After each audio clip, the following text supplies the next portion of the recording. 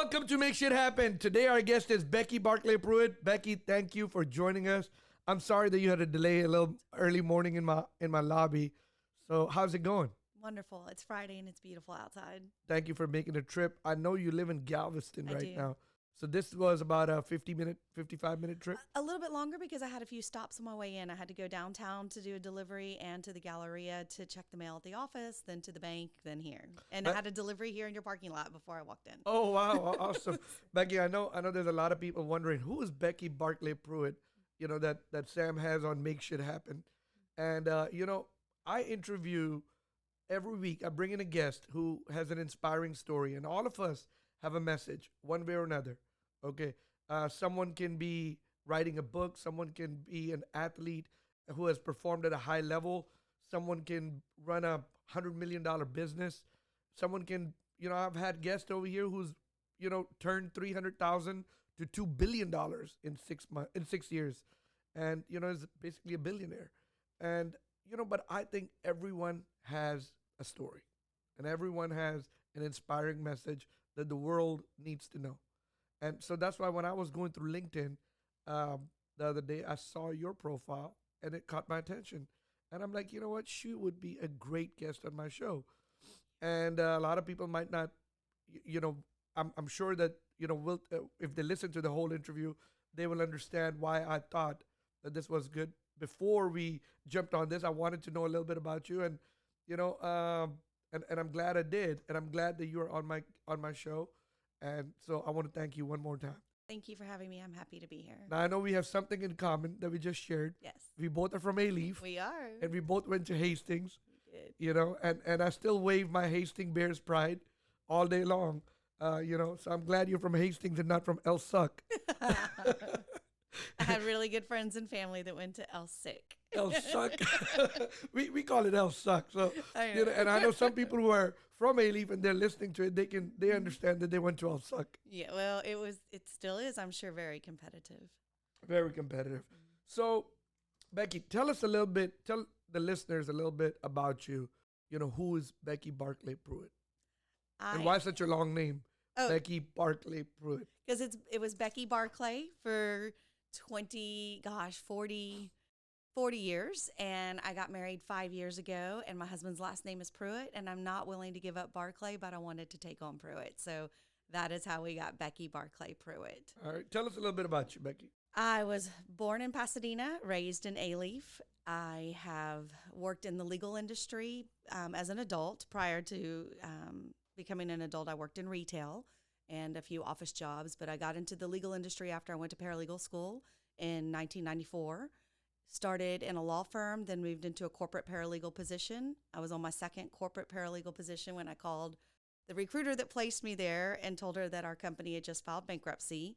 And I was a single mom with a toddler and was in complete panic and didn't know what to do. And so she asked me if I wanted to be a recruiter. I had no idea what that entailed, what that meant, but she took me under her wing, trained me. And then another friend of mine did the same thing with another company. And then I started my own company as well. And we're all still friends to this day. But you were a paralegal at that time. I was, yeah. So you're a paralegal. And so she tells you, hey, become a recruiter. Yes. Now, what does a recruiter do? A recruiter at that point in time would interview applicants that would apply through the paper, not through social media or any type of website or email address. We would get resumes faxed and mailed to us. I would do the screening and interviewing and try to match the applicants up with the jobs that we had, which ironically were all with law firms because it was a legal staffing firm. Now, this is back in what year? 1997. 1997. So 1997, yeah, of course, there's no social media. Internet is barely coming on. Right. AOL. I did not have an email address. You remember that AOL dial-in? Yes. Yeah, and it took forever. And then they had that sound on there. That was crazy. So were y'all using internet back in 1997? The first job I had, no. The first job in recruiting I had, no. We did not use the internet. We had a database that was uploaded to a server, and we, had a very long process of doing the data entry of applicants into the database. We actually had someone on staff that would just do nothing but data entry of the resumes and the information that we provided for them from the applications. So let me get this straight. You're a single mother. In 1997, your company went out of business, went bankrupt. You called the recruiter, say, hey, I'm in panic mode. She asked you to be a recruiter, and now you became a recruiter. So 1997, fast forward till 2020, you're still in recruiting business. Yes. So are you still working? Now you have your own business. Correct. So when did you decide you're going to go on your own? In 2002.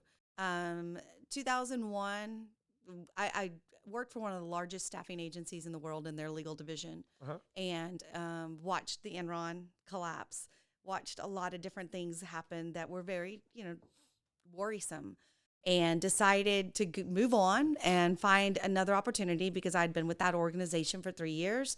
I'd done incredibly well. I was happy with what I was doing, but I wasn't happy at the level we were at, being the largest staffing agency in the world. That's great for certain things, but it's also very risky when you go through recessions and you have all of your largest accounts go bankrupt.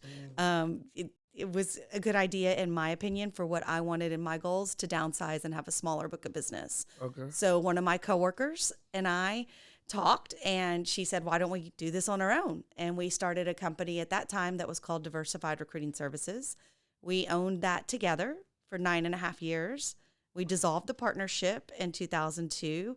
And then we decided to run 2 separate entities, mine being R.L. Barclay and Associates, that's been in business since April of 2002. Oh, wow. Or excuse me, April of 2013. Okay, April of 2013. So in 2002, you started a business, and then you branched off in 2013. Is that what you're saying? Yep. Okay. So now, in 2001 or 2002, when you decided you were going to go on your own, you're still a single mother at this time? Yes. How old is the kid at that time? At that time, he was in high school, and I had, and actually 2012 was when this all started to happen. My son was in high school. I was a single mom. He was in a private school. So I drove him to school and picked him up every day until he graduated. Okay. And I also had a father that was fighting cancer. So let me slow this down. Hold on one second. So 1997, you go work for a company. Right. In 2002, 2002, when Enron collapsed, you decided you're going to go with a smaller book of business. Yep. Okay. In 2002, I'm sorry, your son's name is? Jordan. Jordan. How old is Jordan at this time? Oh my goodness, you want me to do math at the so how old is he right now? He's 26. He's 26. So 18. So he's about 8 or 9 years old at this time. So 8 or 9 years old, you're on your own. You're a single mother. Are you living by yourself at this point? Always lived by myself. You want to leave this big company, have this collapse of Enron and big book of business in 2002.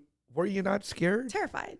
I was absolutely terrified. You want to go on your own. You don't have a paycheck. I was making over $100,000 a year, and I had all my benefits paid for plus stock options, and I was absolutely terrified. And you want to go open your own business with no paycheck, no benefits, no benefits, no stock options, no 401k. What made you do that in 2002? That's what I want to know. I'm very stubborn and have a lot of pride. And there were some things. Hold on one second. We know you were stubborn because we saw a little episode of that in the lobby. Yeah. I have a lot of pride. And there was a couple of instances that came up when I worked for the largest staffing agency in the world. And most importantly, it was when I bought my house that I still own in the Galleria area. And I came into work after the closing, and the branch manager, who was over about 40 of us possibly in the bullpen, said in the branch meeting, the Houston office meeting, we own her ass now. She has a mortgage. And I was gone in 30 days to start my own company, proudly. Oh, okay. Oh, she said, so you're like, oh no. Oh yeah, no one owns me. Yeah. Okay. Hence the reason I was a single mom for so long. I mean, so tell me, were you not scared though? I mean, I was scared. But at this time in 2002, you're still a young woman. you got a little baby who's 8 years old. And you now have a mortgage in the Galleria area, which I'm sure was a significantly pretty good size of mortgage. You're making $100,000 in 2002. Yeah, I was young to make that much money without a college degree. Without a college degree, mind you. Yeah. And now you want to be on your own. How did you build that courage up to say, I'm going to go on my own? I'm a very determined person. I know what I want, and I can really laser focus when I know that there's a way to do it. there are certain things that I can't laser focus on, like dieting and exercise, because I let other things get in the way. But when I know that there's something that truly can help me and help my loved ones, my family, my friends, I will stay focused and make it happen. And it wasn't easy. It was definitely a struggle. It was very terrifying. Lots of sleepless nights, lots of 15, 20-hour days. But it was absolutely worth it. So, and you were afraid? Oh, of course. So you said a lot of sleepless night, a lot of 15, 20 hours a day. Nowadays with the social media age, a lot of, young people, they say, hey, you know what? I want to get in my own business so I won't be a slave to somebody. Right. So nobody will own my ass. Right. The same reason why you left, Yes. right? But they also think I'll have freedom of time, freedom of schedule. I can work whenever I want to. I don't have to work whenever I don't have to. I won't be slaving for somebody working 8, 12, 14 hours. I'll just work for 5 hours, 6 hours. What kind of message do you have for those young people who think that? Because you've been through that. Yeah. You were young. Everyone is different, and everyone has different priorities, first and foremost. I have a lot of entrepreneurial friends that own their own businesses as well, and we are all very different in the way that we want to grow or not grow and have different goals. And so for me, my goal, I like to work. I really am not comfortable not working. I brought my laptop with me in case I had downtime so I could work, and I did for a few minutes. I'm not comfortable cutting all the cords and just not doing anything. It doesn't make me feel like I've accomplished much unless there's a whole nother project going on that I'm focused on. But when I'm focused on paying my mortgage, getting caught up on bills, getting out of credit card debt, and I will tell you that was something that I had to do in order to keep my life afloat. My house was an older home. It was built in the 70s. And so I got a really good deal on it, but private school was still very expensive. And he had to go to speech therapy, and he went to summer school every year, and he went to camp every summer. And all of that was very, very expensive. So I used a lot of credit cards to get through it. And that's what motivated me to work harder.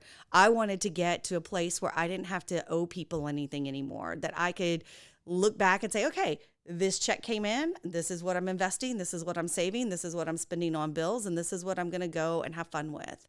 And it did not happen immediately. It took all those sleepless nights and 7 days a week, but I knew what my goals were and what I wanted, and that was the only way I knew how to accomplish them. For the people that want to work a flexible schedule and work less hours and not have to answer to someone, it's certainly possible, but you've got to make sure that those goals that you have and those dreams that you have financially equal what you're putting into it, because you can't have a more flexible schedule and take every Friday off and leave the work at 3:00 for happy hour and expect to make millions unless you've got some kind of amazing idea that none of us know about. I told someone who was working for me one time, one of my assistants, I told him, I said, hey, it's very simple. It reciprocates, right? You can work less, okay, and have less money, but have a lot of time. Right. Or you can work more, have more money, but little time. Right. I'm like, you got to figure out which one you're gonna pick, and then you got to use that bucket and go with it. But you can't work less and have a lot of money. Right. Okay, it doesn't work like that unless, just exactly what you said, unless you have a great idea, a great invention, or you built this great app, or you got lucky. And we're doing this 3-minute Thursday segment also. So, we do this 3-minute Thursday. And on that, I said, hey, some people, I was talking about education. And I said, some people, they can get lucky. Hey, some people do win lotto. People go to Vegas and they can bet on red and bet on black, and they might win. Right. But it's not for everybody. Right? It's an anomaly. It doesn't happen all the time. So exactly what you said. If you're going to work less and that's your goal, don't expect to make millions of dollars. Right. And nowadays, in our generation, and I know you're in this hiring process, you're recruiter. Have people changed? Have the employee pool changed, or is it only me? It is. It's almost unspeakable. I'm going to try to pick the right words to say that the market that we are in, first and foremost, unemployment's the lowest it's ever been. Right. So that's great for the economy, and that's great for people that are working because they've got job security. The odds of people being laid off these days are pretty slim. But it's hard for the employers that have jobs to offer to people, that need to hire people that either are unemployed or on a temporary basis. They need someone to come in just short term for 3 to 6 months and get work done and be reliable. It's incredibly challenging to find that type of employee, someone that can fit the mold that I did a $3 million temporary book of business in the 1990s. I don't know how easy it would be to do that for the same type of clients at the same level of applicants that I did back then, because it's not possible. Now, you're telling me that, hey, people are not getting laid off right now. But I mean, when something like what we are going through right now, and I'm talking about right now times where oil business is down, energy business is down, and now on top of it, we have coronavirus with the airline laying everybody off. People are going crazy like it's apocalyptic times, right? It's They're in panic. Okay. And we will see some layoffs over here, and we will see a shift over here. What do you think about that?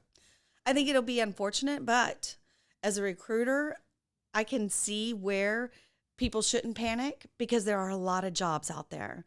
And if you align yourself with the right people, whether it be the right recruiter or the right career organization that helps you with your resume or your career search, or just the right friends or neighbors or family members that know of the right opportunities, I don't think anyone would be unemployed very long if we recover quickly from the panic that's setting Now, in. you've been in recruiting business since 1997, so you've seen a lot of ups and downs, especially in Houston. Now, how much do you agree that Houston is very oil dependent? It is 100%. Okay. So back in 2015, which is, I'm just going short period of time. Right. In 2015, when oil slumped all the way down to $25, $26, I was telling people, I'm like, indirectly, you're in oil business. Right. Okay. Everybody who lives in Houston or surrounding, we are in oil business. Right. Like it or not, you might say I'm in retail, I'm in landscaping business, I'm in t-shirt printing business.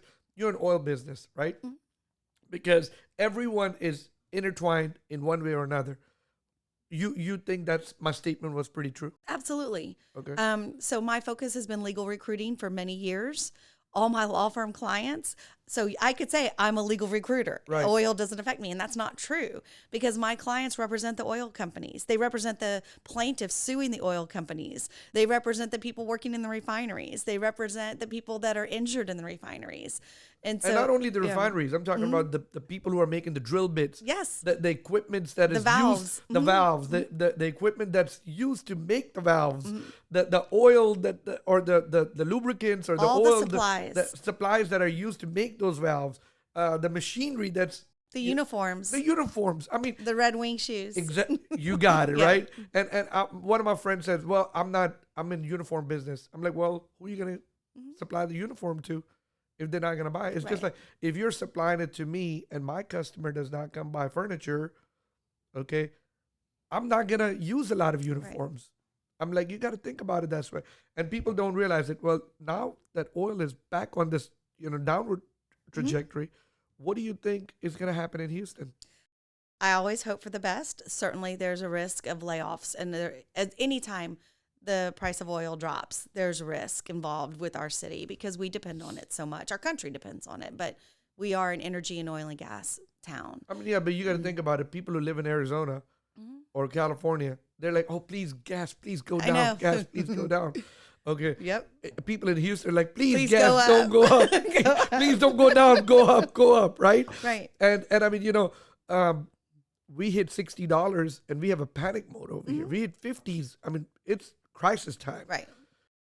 So Houston has been trying to diversify for a long, long time, since the 80s, right? Way before mine, your time. And I mean, we're still not there.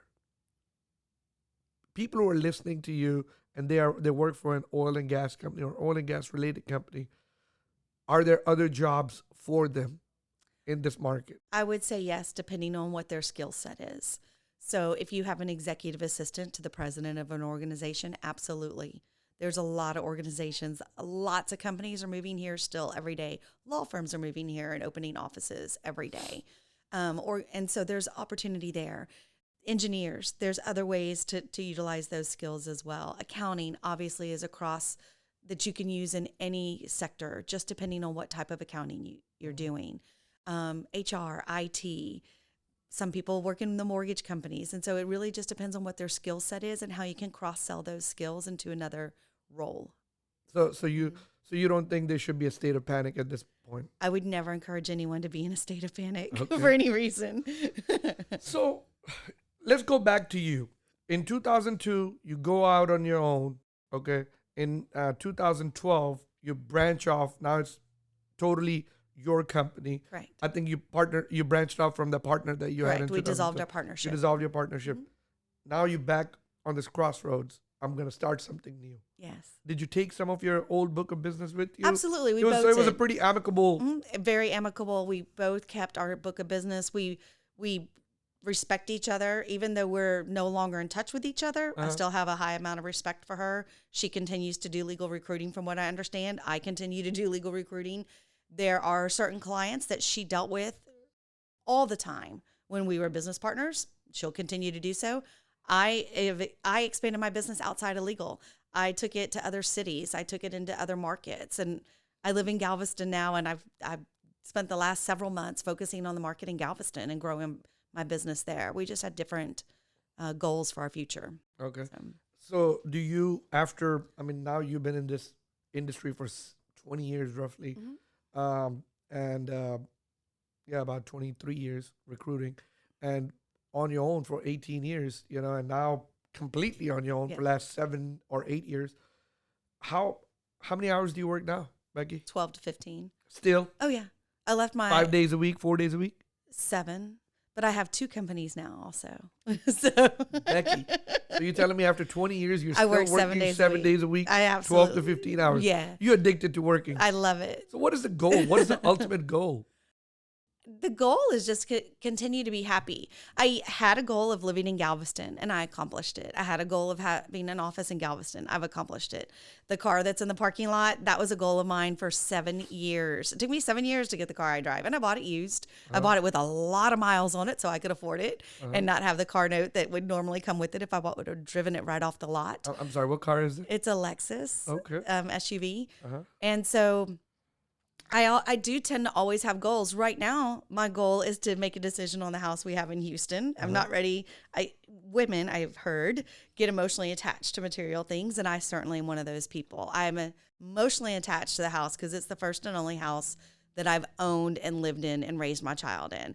We had a secondary home in Austin that I sold, and it was easy to sell that because we only lived there on the weekends and spring break and during the summer. But this was really home, or still is considered my home. So right now that's my goal. And then once that's done, my goal will be to find where to invest that money in Galveston, because at the end of the day, I would like to own in Galveston somewhere, somehow, some way. So right now you own in Galveston, or you rent in Galveston? We rent in Galveston. We're in an old historic hotel. Wow. It's Galveston is a growing economy. It is. Yeah. I'm actively participating in the chamber there. I'm on the Navigator Committee. We had 2 meetings yesterday morning, and I'm keeping my ear to the ground at all times to see what's happening next on the island. And I do think it's going to be booming. Kind of off the subject of Becky Barclay Prewitt and onto a little bit, I'm going to deviate a little bit and go to Galveston. Is it true, we have heard for several years that, Texas might get legal gambling and first stop might be Galveston. Is there any truth to that? Depends on who you ask. I'm not affiliated with any gambling in the state of Texas. I have an opinion on both sides. I see both sides. I see the good and the bad. I don't know that I would be the one to make a decision on it at any time, not even for voting purposes. I'm torn on the issue. I love to go to Louisiana. I have a timeshare in Las Vegas, so I do like to gamble personally. But everyone is different, and just like you said earlier in this conversation, we could all go bet on red. We're not all going to win. We're not all going to win. And so it's not for everyone. I do think, and I have heard from what I consider credible sources, that if it is legalized in the state of Texas, I have heard that there will be casinos very quickly on the ground or on the water in Galveston. And when I say quickly, we're talking days. Really? Yeah. Rumors. So back in the days when Louisiana legalized gambling, people became rich instantly. Right. Okay, but it was just like, It's temporary. it's well, I mean, when I say like because they applied for the license. Oh, yes. The You know, owners. Hmm. yeah. So I mean, and to apply for a license, I mean, I don't know, it's a lot of bureaucracy involved, I think. Okay, but so if you were a betting person, you think that we will see legal gambling legalized in Texas within the next 5 to 10 years? Closer to 10 is what I think. Uh-huh. But yeah, I see it coming. I think that certain laws that we've had for decades and decades and decades, whether it be regarding drinking, smoking, voting, joining the military, there's always been certain age limits and certain restrictions on when you can buy alcohol and when you can't buy it. Sundays before 10, after midnight. Yeah. Everything's got a regulation on it. And I think that slowly but surely some of those regulations will go to the wayside. And I do think that gambling will probably be legalized in 10 years. I could be wrong. Yeah, I could it might be sooner. Yeah, it may not be 10 years. It may not ever happen. I can't predict the future, but I do know that there's a lot of people that want it to happen and that are pushing for it. And especially people who now own a lot of real estate in Galveston. Yes. Like, such as restaurants and Yes. hotels. People like stuff. that. People like those. Yeah. Yeah. People like that might have a vested interest. Might have I don't vested know. interest. I don't know. Well, especially if people like that now own big hotel in Lake Charles, Louisiana. And Las Vegas. And New Jersey. Yes. Yeah. So that's another story. It is. And it's not my story. I honestly think, I mean, living in Houston for so long, I've seen the transformation of Galveston. Yep. And I mean, it's becoming really nice. I mean, we are scorned by hurricanes, but so is Miami. So is Fort The Lauderdale. entire Gulf Coast is. Keep Right? that in mind. But Houston has had a lot of, flooding issues in recent years, which has discouraged people to move to Houston. But you just told me right now that there's still a lot of companies moving to Houston, a lot of law firms coming to Houston. You might have your ear more to the street in that way. So tell us a little bit about that. Are we facing a negative economy in Houston because people are discouraged because of the flooding and the issues, or no? I've seen, so over the span of my adult life, I've seen a huge change in the demographics of renting versus owning. And you can look around anywhere in the city of Houston and see all these high rises of condos and apartments going up. And keep in mind, I rent in Galveston right now as well. I do think that the organizations that are coming here, and by the way, the people that rented my house in the Galleria area was a company that moved here and they needed a place for their staff to live. And now they've gone back to the state that they came from, which is why it's available again. So I do think a lot of the employees, whether they're here long-term or short-term, start off by renting first and then decide, if this is the place they're going to be, to move their family here and purchase. I don't have a lot of knowledge when it comes to the real estate sector, except for what I see driving around. I mean, you can drive anywhere. What about you hear companies? Like, I mean, are there companies moving to Houston? I read the same information everyone else has, which is the business journals. I read the paper. I get the paper at my home, and I follow anytime I hear about another law firm opening their doors in Houston. If it's public knowledge and it's in the paper or on the internet, I get that information immediately and start chasing it or tracking it, if you will. Tell me something. What do you, for people who say, hey, I want to start my own business, it can be young, it can be old. Somebody, what advice will you give somebody like that?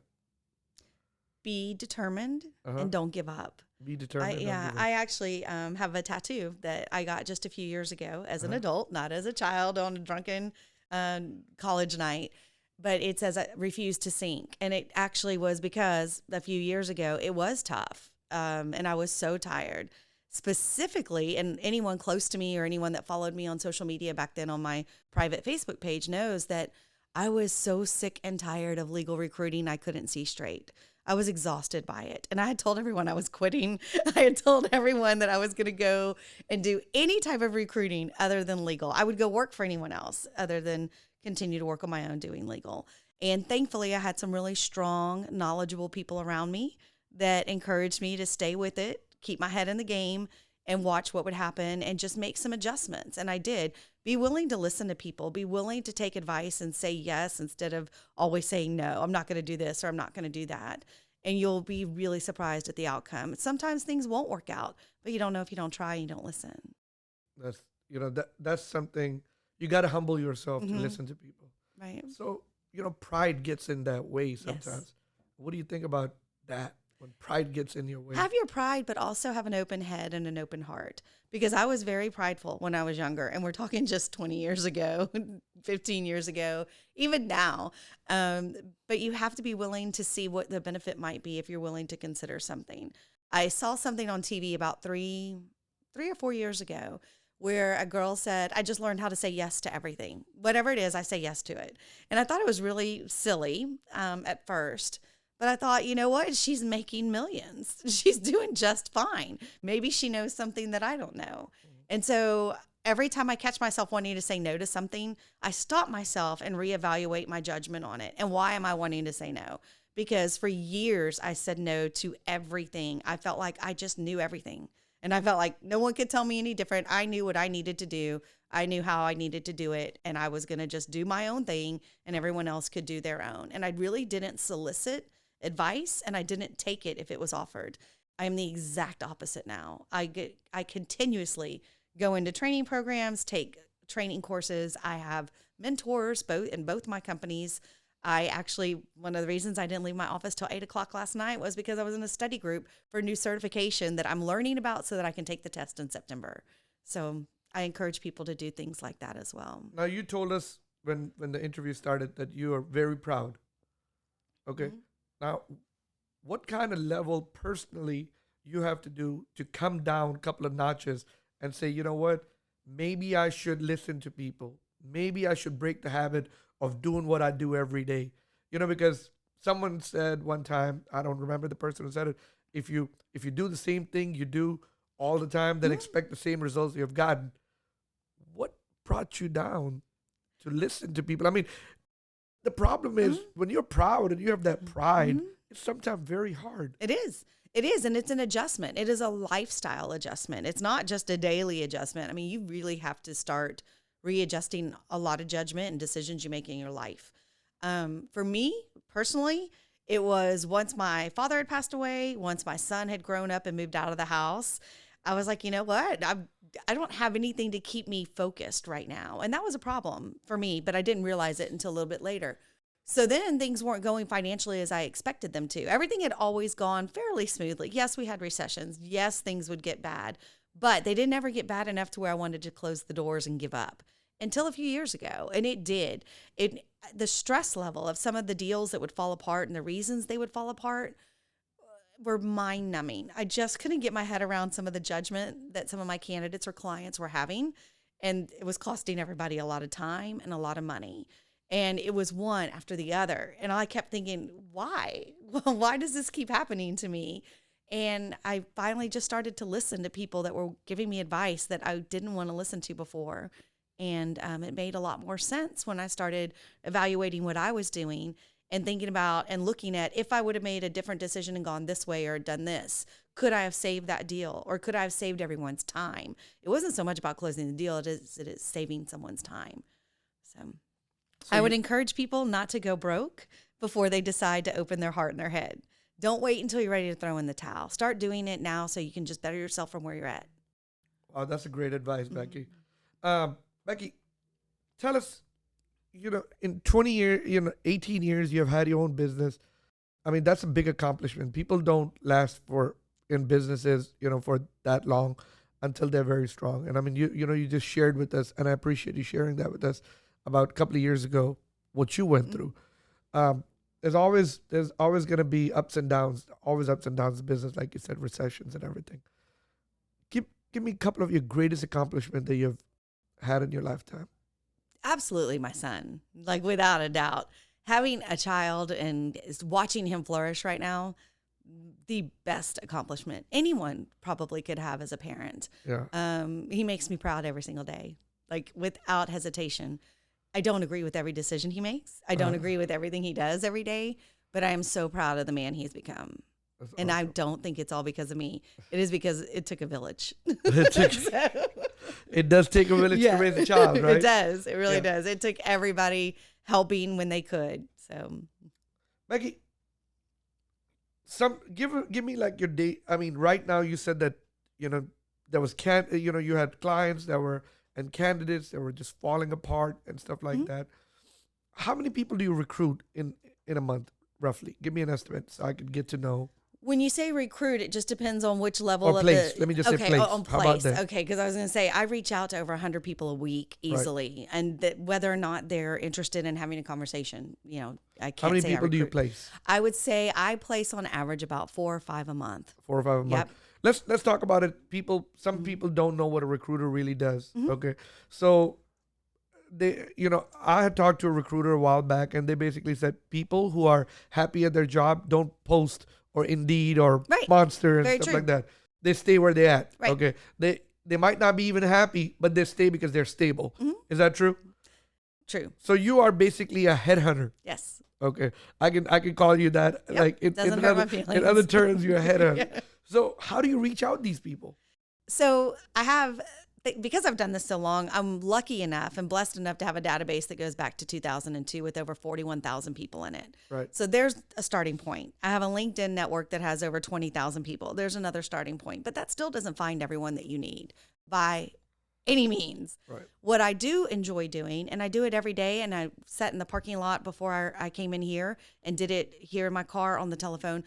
I always remind people what I do. Wherever I'm at, I always have my working hat on. I make sure they know how to reach me. They know what I do because they know people that are looking. They have friends, they have family, church members, neighbors, whatever it may be, that might be interested in looking for a job.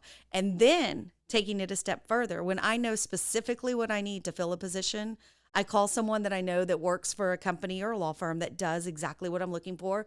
As happy as they may be, I would like to know who they know that isn't happy in the same environment that they're in, or who do they know that recently left or was recently hired and isn't working out. And just because someone's not working out one place doesn't mean they can't work out somewhere else. I've had lots of conversations with people about that recently because there's been a lot more terminations or release of employments, or things haven't worked out for people and their tenure gets a little messy. But I truly believe there's a place for everyone. So what industries besides legal do you recruit? And if someone is listening and they're like, you know what, I might need to reach out, Becky. Sure. I'm tired of my job. I have industries successfully and continue to successfully recruit in executive assistants, accounting, all levels of accounting. I have a CPA position right now. IT, I've done IT managers, project managers, Lean Six Sigma 6 management. I have done mortgage, real estate. I placed the CEO of a local bank that's actually based here in Missouri City. What bank, if you don't mind? Oh, you can't say. Yeah. No problem. Okay. Go ahead. I'm not giving my clients' information away to the world. Okay. But I've done banking, mortgage, real estate, IT, human resources, accounting, and So administrative. basically a lot of fields. You do a lot of C-level and also Support level too. Yes. Okay. Becky, how do they find you on social media? If someone wants to reach out to you, where do they find you at? rlbarclay.com is my website. rlbarclay.com and BARCLAY. Why? I'm sorry, BARCLAY. Correct. .com. Yep. And okay, and social media, where do they find you at? Becky Barclay Prewitt on Facebook, Becky Barclay Prewitt on Twitter. And I'm a little slow to the game, but I'm finally learning how to use Instagram. And where are you at on Instagram? Becky Barclay Prewitt on Instagram as well. So add the whole name, add Becky Barclay Prewitt. Yes. And you said you were on LinkedIn. Yes, where I'm on LinkedIn. You're Same name, Becky Barclay Prewitt. So you basically keep it uniform, Becky Barclay I Prewitt. do. And if you go to rlbarclay.com, which is my recruiting business website, you can find my links to LinkedIn and Facebook. And I need to add the link to Instagram on there as well. Awesome. Is there ever a question that you wish someone would ask you, but they don't? I mean, nobody asks you. I mean, you're like, man, I wish someone would have asked me that. Or let's just say you're in this interview. You're like, Sam never asked me this question. I wish he would have asked me something like that. Yesterday, I was able to give a little bit of a testimonial to an applicant because she asked me, what do I say about being terminated from my last 2 jobs? And I told her, I said, you have to be honest. The word termination is something I don't like. I don't encourage people to say you're fired or you were fired or you were terminated. I think there's softer ways to say it and still be honest. But I told her because she's she's worried she can't find another job because of the last 2 terminations. And I told her to look at all the positive aspects she can think of and write them all down. Something good came from those jobs. Something good truly did. And I wish more people would ask me that question, like, how do I get over this hurdle of termination? Because there is a way to get over it. There's books and researches and studies all over the internet on people being terminated. And a lot of people take it so personally because it is an emotional thing. It is very personal and it's very frustrating, and it does hurt your ego. Most people, it hurts their ego. And so I enjoy helping people when they ask, understand how to get over that hurdle, because there's a way to talk about the positive. Everyone's got something to share from their experience, even if they were terminated, on the good things that they learned from it, whether it be the type of skills that they learned, the type of personalities they learned how to deal with or didn't learn how to deal with, but they now know not to work for again, anything like that. And it ended up being an hour-long conversation in the car at Target yesterday with this applicant on the phone.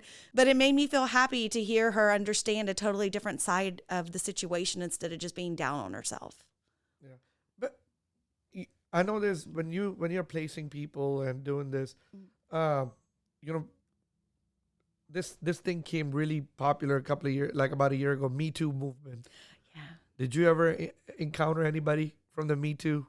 I wouldn't know necessarily if I encountered them from the Me Too, but it's certainly something. Or what about harassment at work? Yeah, that's something I've had complaints about for years, and that actually is one of the handful of reasons why I was ready to throw the towel in. I personally was not harassed in the business, but I have had clients do things that I did not feel were kind or professional or ethical or legal to the candidates, either during the interviewing process or after I had placed them there.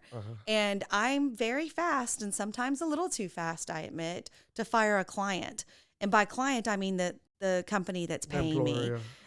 Because if I find out that they are doing any type of illegal activity, whether it be discrimination for any reason, and it doesn't have to be what the law says. It's what I say. It's my company. It's what I want my name to be associated with. And I do not want my name associated with organizations that encourage or promote unethical behavior. Yeah. And so it happens a lot? Oh, I wouldn't say a lot because I choose not to communicate or do business with them, but it does. It definitely does. In general, yes, it does absolutely. Absolutely. And so what kind of message would you have? Yeah, so what kind of message would you have for people to, it goes both ways. Yeah, so what kind of message would you have for people to say, so that way they don't get involved or they don't get brought down to that level? Don't act in desperation, and definitely stand your ground. Know what you're worth. We're all worth something. We all have value here. We're all here to do something every day. Most of us work for a living because we want to have nice things and we want to pay our bills. Make sure you know that this is your future, this is your livelihood, and be prideful, but also be dedicated to what you're doing and just stand your ground. You can be honest and protect yourself, and hopefully, not always, but hopefully avoid situations where someone's able to take advantage of you. I'm going to ask you a question, which might be, I shouldn't, but I'm still going to do it. Okay. There's a lot of girls out there, especially if you're in the legal, in legal recruiting, younger girls that, just see the shine and the glimmer and the bright lights, right? And they get in this thing, where they get involved with the lawyers and stuff like that.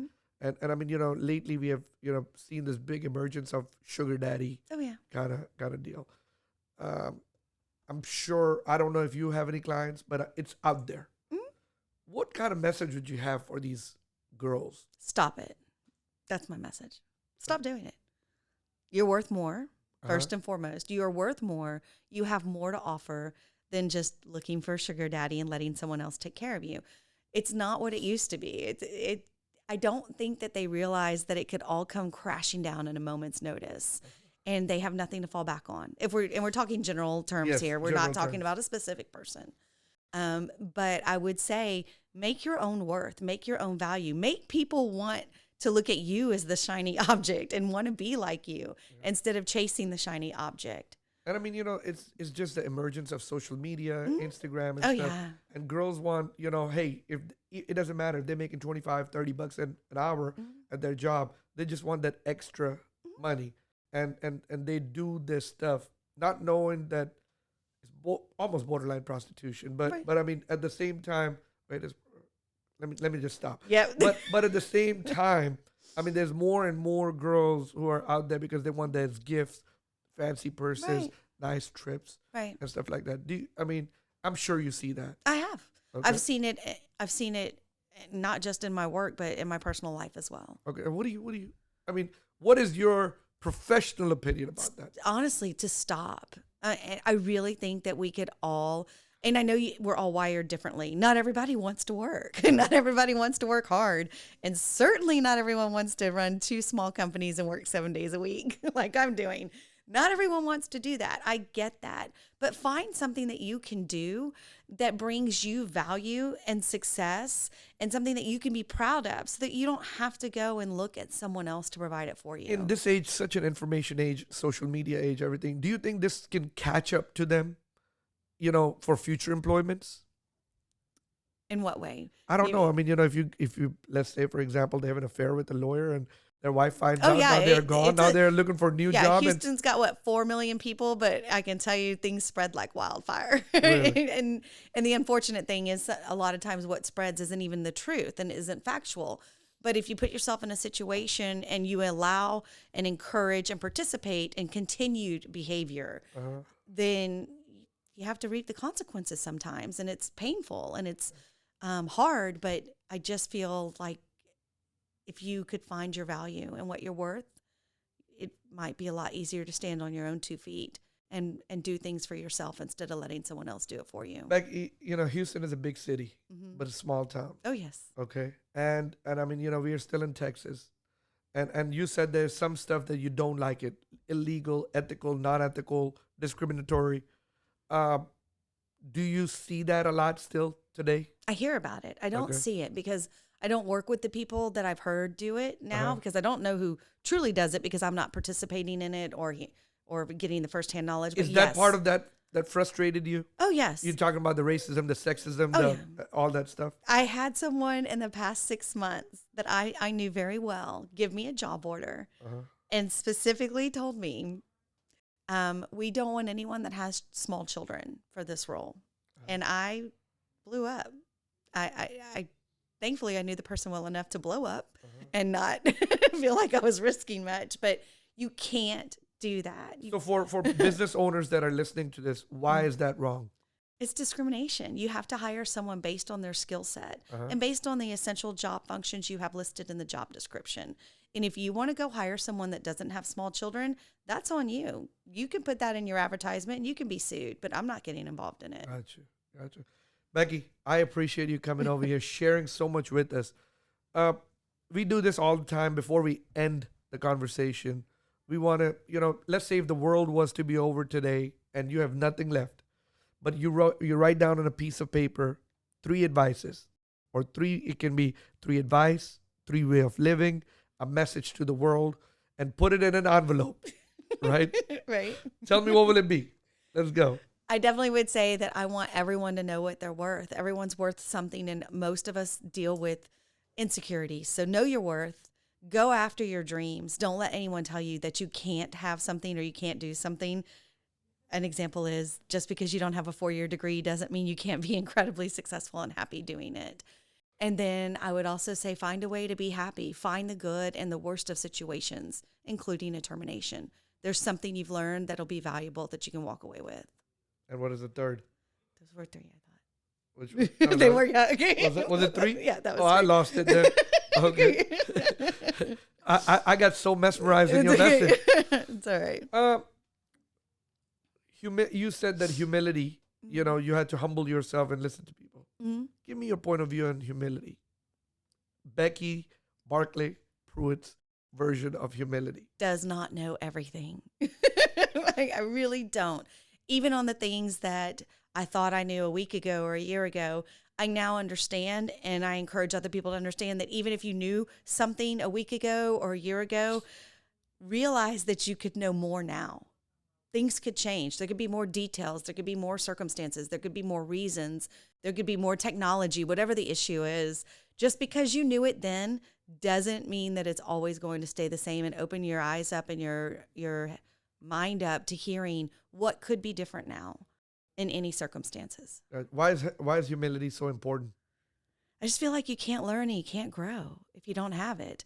It'll go back to what you said before. You keep doing the same thing all the time and expecting different results. It's not going to happen. You're going to keep getting the same results. And if you're happy with the same results, if you're happy with the way your life is right now and you don't want anything at all ever to change, then just keep doing what you're doing. Becky, is there anything you want to ask me before I end this interview? Do you have furniture for sale here? I did send a friend of mine to one of your locations yesterday after lunch, as a matter of fact. Oh, I appreciate it. Thank you so much. She went to the 45 Beltway 8 location. Oh, okay. Well, So- we opened up one in Webster also. And maybe that's the one. It's the brand new location brand on the new right one. going Right, down. right. Okay, yeah, NASA Road 1. NASA Road 1. I knew Yeah, there was a big 45. overpass. Yeah. So, yeah, she went there yesterday after lunch. That's so awesome. I appreciate that. Becky, thank you for being with us Thank over you for here. inviting me. I appreciate it. Thanks for all the message you shared with us, the inspirational you shared with us. And to everybody out there who's listening, this can be a big lesson for that they can do anything. They just need to know their worth. They can be a single mom now with a 4-year college degree, Yep. with a young baby, infant. Okay, and they can achieve their dream as long as they work hard on it, as long as they stay consistent, and they are open to listening and learning new things. And say yes. And say yes. Say yes. Just like we heard. Stop telling me no. Stop telling me no. That is the hard thing, right? Yeah. To say yes. And I don't mean it in a negative way, but I mean it is. But you're such an inspiration to people, to girls who are out there. They just went through high school. They had a baby at a young age. They don't know what to do. They're lost. And I mean, some of us, some people are fortunate that some of us are fortunate. We have great parents. Some of us are like lost in this transition. But, just to listen and hear for what you have done, it's such a great story. Thank you so much for coming. Thank you for sharing this with us. Thank you.